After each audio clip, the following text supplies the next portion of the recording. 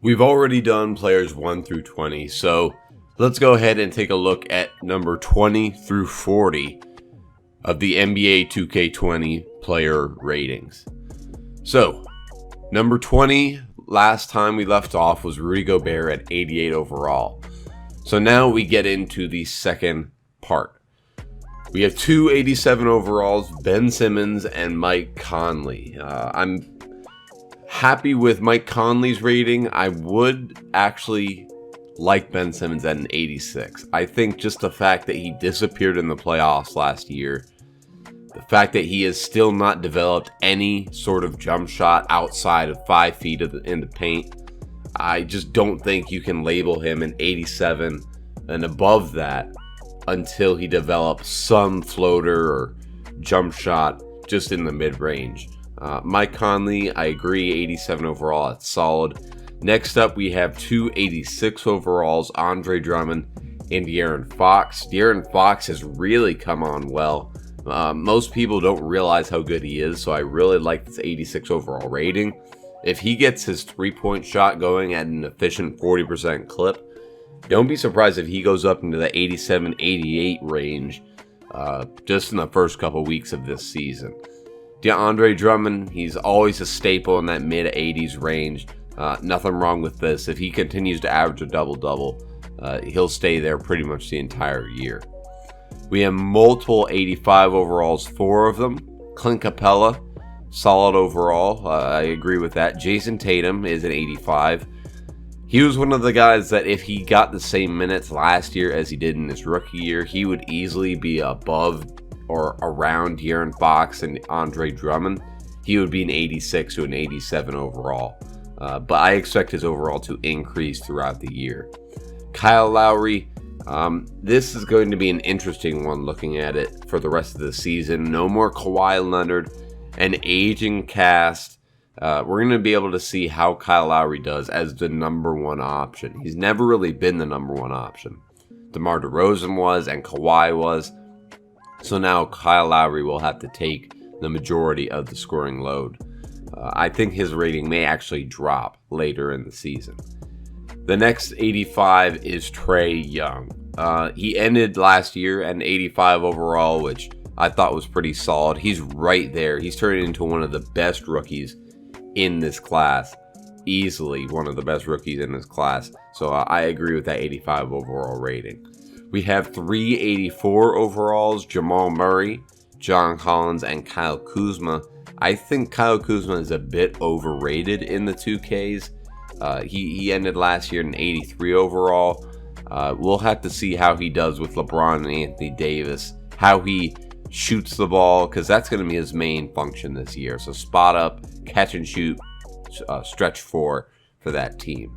But I agree with that. John Collins, very underrated in the eyes of many people in the NBA. Nobody really talks about him, but he's extremely athletic, fantastic defender, and is starting to develop an outside shot that can make him a real pick and pop threat with Trae Young. And Jamal Murray. He got a max contract, 5 years, $170 million from the Nuggets. This will be the year to see if he deserved that contract. He's extremely young, only 23, but he needs to become consistent. He was a spotty scorer last season. If he can become consistent, a 20-point per game scorer, try and vie for an all-star spot, that could go up to the high to mid-80s, 86, 87. Next, we have two 82 overalls, the sophomore Jaren Jackson Jr., who's done really well in Memphis so far. He's going to pair up great with Ja Morant. And Marc Gasol on Toronto. He's getting up there in age. I think with the lacking of Kawhi Leonard, his overall will probably go down. I think Toronto's going to take a big dip this season. They lost Kawhi. They lost Danny Green as well. 81 overall, we have Serge Ibaka, which again I think will go down throughout the course of the season. And our first rookie, Zion Williamson, 81 overall. It's pretty on par for the best rookies of the day.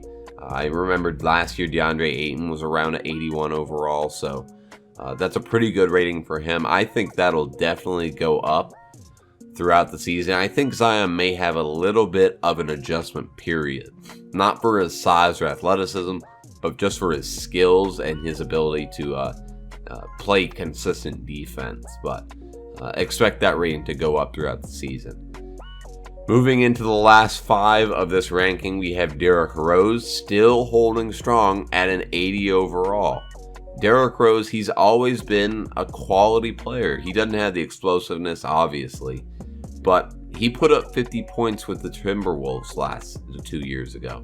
He is a player that can still give you solid starting minutes at point guard in this league. He's a quality defender and can still run an offense. So happy for Derrick Rose. He will probably stay around 80 overall for this season. Next, we have multiple 79s to round out the top 40.